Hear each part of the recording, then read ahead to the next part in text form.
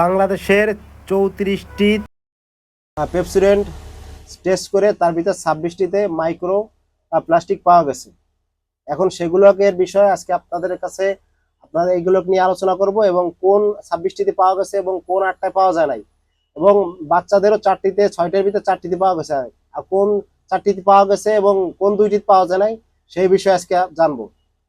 তো আপনি প্রতিদিন যে টুথপেস্ট দিয়ে ব্রাশ করেন সেই টুথপেস্টে যদি মাইক্রোপ্লাস্টিক থাকে, বাংলাদেশের একটি গবেষণায় ৩৪টি টুথপেস্ট পরীক্ষা করে ২৬টিতে মাইক্রোপ্লাস্টিক পাওয়া গেছে। আজকের ভিডিওতে জানবো কোন কোন টুথপেস্টে পাওয়া গেছে আর কোন কোন টুথপেস্টে পাওয়া যায়নি, আর এর ঝুঁকি কি।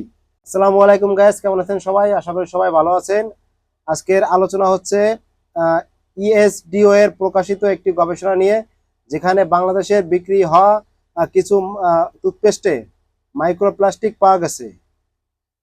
মোট পরীক্ষা করা হয়েছে ৩৪টি টুথপেস্ট, এর মধ্যে ২৬টির নমুনায় মাইক্রোপ্লাস্টিক পাওয়া গেছে, ৮টি নমুনায় মাইক্রোপ্লাস্টিক শনাক্ত হয়নি। কিছু শিশুদের টুথপেস্টেও মাইক্রোপ্লাস্টিক পাওয়া গেছে।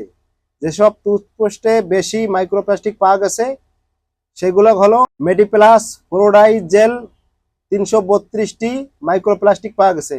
ক্লোজ আপ রেড হট ১৬০টি, ক্লোজ আপ মেন্থল ফ্রেশ ১৬০টি, Kodomo ultra shield formula strawberry ১৪০টি, সিগন্যাল গ্রিন টি ১২০টি, পেপসোডেন্ট অ্যাডভান্স সল্ট ১০০টি, হিমালয়া কমপ্লিট কেয়ার ১০০টি, সেন্সোডাইন ফ্রেস্ট মিন্ট ৮০টি, পেপসোডাইন সেন্সিটিভ এক্সপার্ট ৬০টি, হোয়াইট প্লাস রেন্ট ৬০টি, white plus pro sensitive gel ৬০টি, মেরিল বেবি স্ট্রবেরি ৬০টি, সিগন্যাল হোয়াইটেনিং ৬০টি, মেডিপ্লাস টিজিপি ফর্মুলা ৬০টি, তারপর হচ্ছে MMPL হার্বাল ৪০টি, মেডিপ্লাস ডিএস ৪০টি, তারপরে পেপসোডাইন জমিজেক ৪০টি, মেরিল বেবি অরেঞ্জ ৪০টি,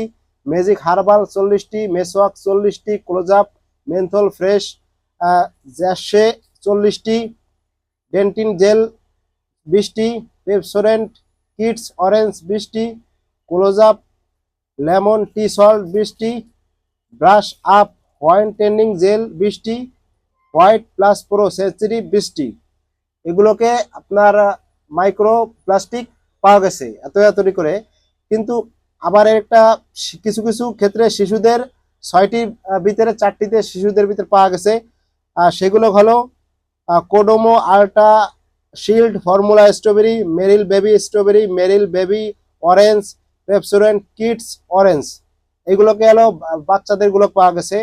আর যেগুলোকে মাইক্রো মাইক্রো প্লাস্টিক ফর্মুলা পাওয়া যায় নাই, নমুনা যেগুলোকে ভিতরে পাওয়া যায় না, সেগুলো হচ্ছে পেপসোডেন্ট এক্সপার্ট গাম কেয়ার, জেন fresh, Parachute just for baby mango, Sensodyne fresh gel, Colgate max fresh, closeup red hot zinc fresh technology, Kodomo orange, Colgate active salt.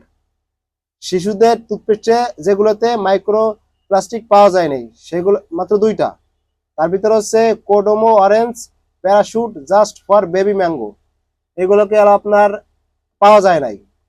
তো যেগুলোকে মাইক্রো প্লাস্টিক পাওয়া গেছে, আমরা এত জবত বলে কি আমরা আমরা এতদিন আমরা ছোট থেকে যেগুলোকে আমরা দিয়ে দাঁত মাজছি, যেরকম আমি সাধারণত মেডিপ্লাস দিয়ে থেকে দাঁত মাজি। এখন তো মনে হচ্ছে যে আমার এই 2টা দাঁত নষ্ট হওয়ার পিছনে এই মেডিপ্লাস দিয়েছি তাই।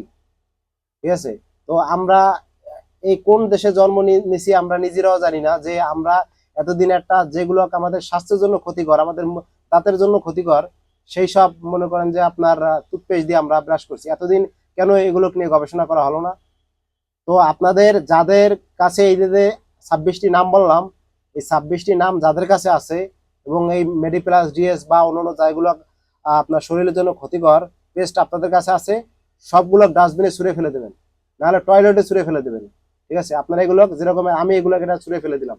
ঠিক আছে, আর এখন থেকে আপনারা চাইলে কোলগেট ম্যাক্স ফ্রেশ এটা দিয়ে আপনারা মানে দাঁত ব্রাশ করবেন, তাহলে হয়তোবা এগুলোকে ভিতরে কোনো মাইক্রোপ্লাস্টিক পাওয়া যায় না। তো বন্ধুরা, যদি ভিডিওটা ভালো লাগে অবশ্যই শেয়ার করে পাশে থাকবেন। ধন্যবাদ সবাইকে।